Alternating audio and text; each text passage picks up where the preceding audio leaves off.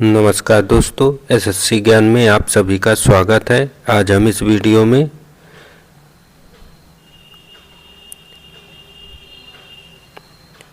SSC ज्ञान में आप सभी का स्वागत है। आज हम इस वीडियो में आरआरबी जेईई 2019 को जो एग्ज़ाम हुआ था उसके 27 मई के थर्ड शिफ्ट में पूछे गए जीके जीएस व साइंस के सारे प्रश्नों को इस वीडियो में पढ़ेंगे। तो वीडियो को लास्ट तक ज़रूर देखें और वीडियो पसंद आए तो वीडियो को लाइक और चैनल को सब्सक्राइब कर लें, जिससे आप सभी के पास रेलवे एग्ज़ाम संबंधी सारे वीडियो व एनालिसिस टाइम से पहुंचते रहें। और आप लोगों ने एएलपी और आरपीएफ एसआई के एग्ज़ाम दिया होगा तो देखा होगा प्रीवियस ईयर से काफ़ी ज़्यादा प्रश्न एग्ज़ाम में रिपीट हुए हैं, इसलिए मैं आप सभी के लिए जेईई के प्रीवियस ईयर के प्रश्नों का रिवीजन लेकर आया हूं। तो आप लोग वीडियो को लास्ट तक ज़रूर देखें, जिससे आपको एग्ज़ाम में काफ़ी सहायता मिल सके। हिंदी और इंग्लिश मीडियम के बच्चे दोनों लोग आप देख सकते हैं, क्योंकि हिंदी और इंग्लिश दोनों लैंग्वेज में पेपर है, तो आप लोगों को इंग्लिश मीडियम के जो भी बच्चे हैं पेपर को पढ़ने में कोई दिक्कत नहीं होगी। तो बढ़ते हैं अपने आज के 27 मई के थर्ड शिफ्ट में पूछे गए प्रश्नों की ओर और देखते हैं किस टाइप के प्रश्न एग्जाम में पूछे गए थे। तो पहला प्रश्न जो पूछा गया था, एक ध्वनि तरंग की आवृत्ति 200 हर्ट्ज है और इसकी तरंग दैर्घ्य 2 मीटर है। ध्वनि तरंग की चाल ज्ञात कीजिए। तो इसका आंसर हो जाएगा जो 400 मीटर प्रति सेकंड हो जाएगा, क्योंकि ध्वनि तरंग की चाल का फार्मूला होता है आवृत्ति इंटू तरंग दैर्घ्य, तो दोनों का मल्टीपल हो जाएगा। तो आंसर हो जाएगा 400 मीटर प्रति सेकंड। तो ऑप्शन सी जो है इसका राइट आंसर हो जाएगा। फिर अगला प्रश्न है, अमोनिया यूरिया में कहाँ परिवर्तित होता है। तो इसका आंसर हो जाएगा यकृत में। तो ऑप्शन ए जो है इसका राइट आंसर हो जाएगा। फिर अगला प्रश्न है, भारत की पहली समर्पित बहुतरंगदैर्घ्य अंतरिक्ष वेधशाला कौन सी है। तो इसका आंसर हो जाएगा एस्ट्रोसैट। तो ऑप्शन बी जो है इसका राइट आंसर हो जाएगा।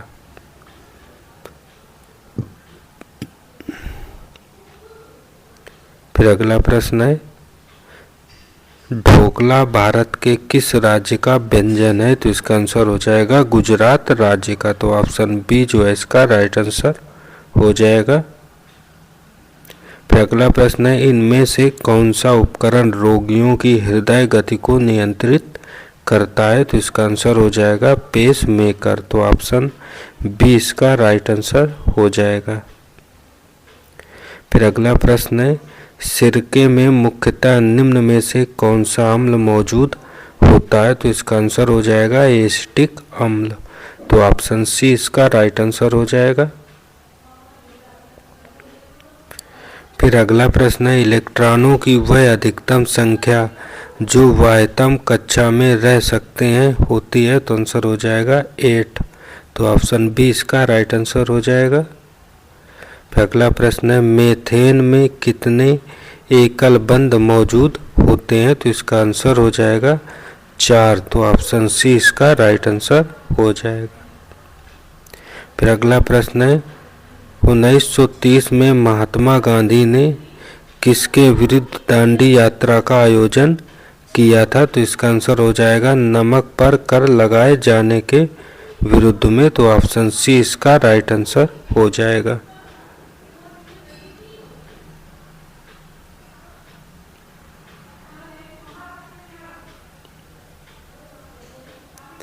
फिर अगला प्रश्न है, खेल से संबंधित किस व्यक्ति को पेयोली एक्सप्रेस भी कहा जाता है। तो इसका राइट आंसर हो जाएगा पीटी ऊषा को। तो ऑप्शन सी इसका राइट आंसर हो जाएगा।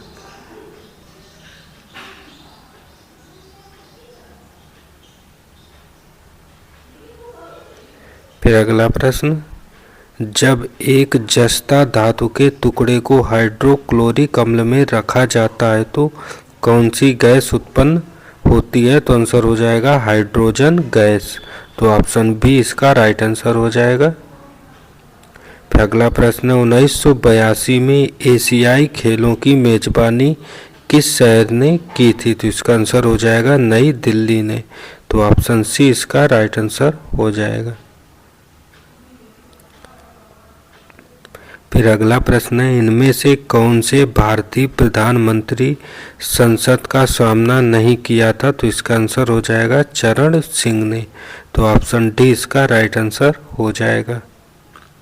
फिर अगला प्रश्न है एक बड़े हॉल की दीवारों से ध्वनि के बार बार परावर्तन को क्या कहा जाता है जिसके परिणाम स्वरूप ध्वनि की अनुभूति बनी रहती है? तो इसका आंसर हो जाएगा प्रतिध्वनि कहा जाता है। तो ऑप्शन ए इसका राइट आंसर हो जाएगा।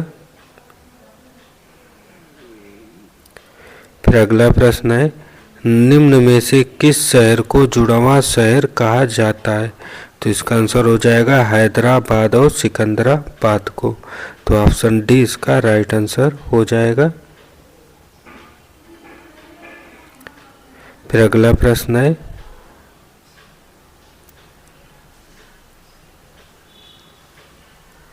चंद्रमा पर आवाज क्यों नहीं सुनी जा सकती है? तो इसका आंसर होगा चंद्रमा का कोई वायुमंडल नहीं है और ध्वनि बिना माध्यम के यात्रा नहीं कर सकती है इस कारण। तो ऑप्शन सी इसका राइट आंसर हो जाएगा।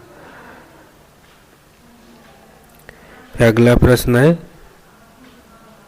संविधान के अनुच्छेद 78 में निम्न में से किसका वर्णन किया गया है? तो इसका आंसर हो जाएगा प्रधानमंत्री के सरकार के फैसलों और नीतियों के बारे में राष्ट्रपति को अवगत रखने के कर्तव्य से। तो ऑप्शन सी इसका राइट आंसर हो जाएगा।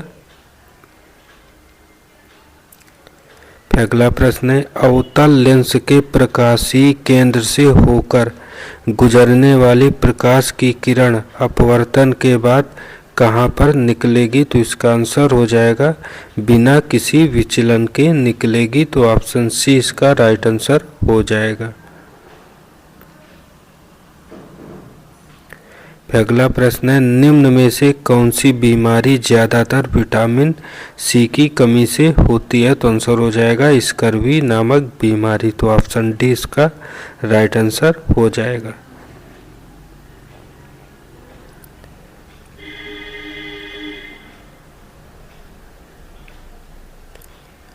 फिर अगला प्रश्न है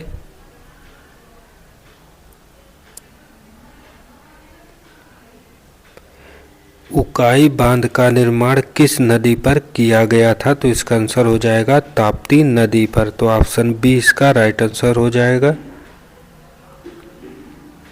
फिर अगला ऊष्मीय ऊर्जा उत्पन्न करने के लिए जलाए जाने वाले पदार्थों को क्या कहा जाता है? तो इसका आंसर हो जाएगा ईंधन कहा जाता है। तो ऑप्शन सी इसका राइट आंसर हो जाएगा।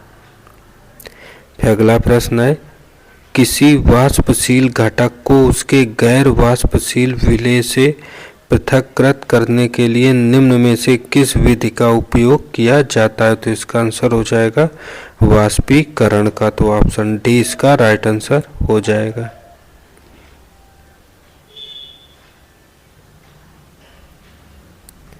फिर अगला प्रश्न है राइबोफ्लेविन क्या है? तो इसका आंसर हो जाएगा विटामिन। तो ऑप्शन सी इसका राइट हो जाएगा।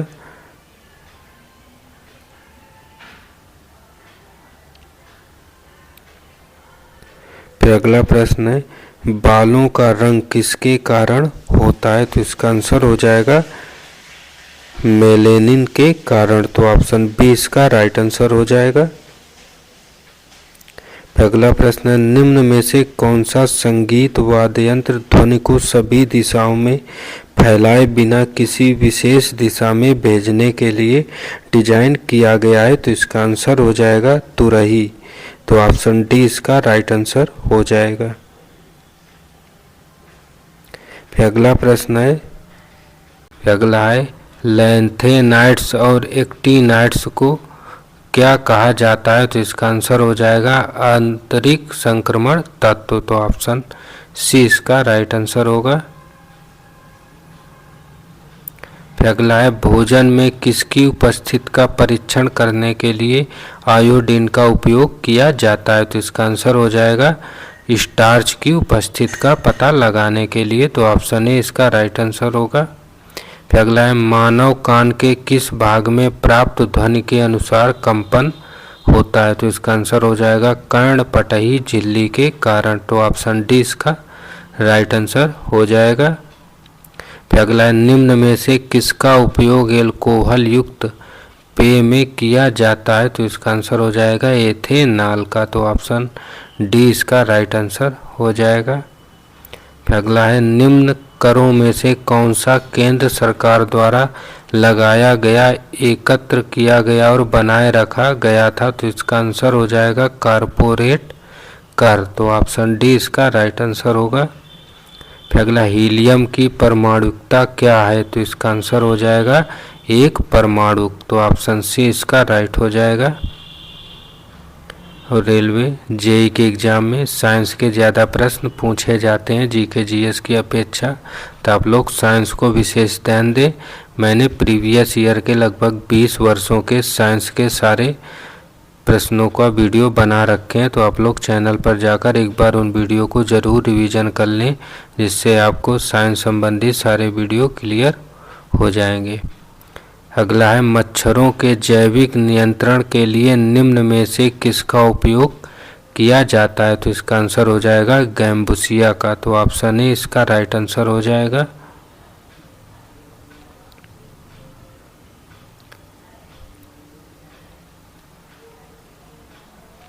फिर अगला प्रश्न है निम्न में से कौन सा घटक पत्तियों को हरा रंग प्रदान करता है? तो इसका आंसर हो जाएगा क्लोरोफिल। तो ऑप्शन सी इसका राइट आंसर हो जाएगा। फिर अगला प्रश्न है परमाणु ऊर्जा संयंत्र में मॉडरेटर के रूप में किस सामग्री का उपयोग किया जाता है जो न्यूट्रॉन को धीमा करती है और उन्हें विखंडन के लिए उपयुक्त बनाती है? तो आंसर हो जाएगा ग्रेफाइट। तो ऑप्शन सी इसका राइट आंसर होगा। फिर अगला है ध्वनि तरंगों के परावर्तन द्वारा उत्पन्न ध्वनि की पुनरावृत्ति क्या कहलाती है? तो इसका आंसर हो जाएगा प्रतिध्वनि कहलाती है। तो ऑप्शन डी इसका राइट आंसर हो जाएगा। फिर अगला प्रश्न है ध्वनि तरंग का आयाम किस पर निर्भर करता है? तो इसका आंसर हो जाएगा वस्तु को कंपन करने के लिए प्रयुक्त बल पर। तो ऑप्शन बी इसका राइट आंसर होगा।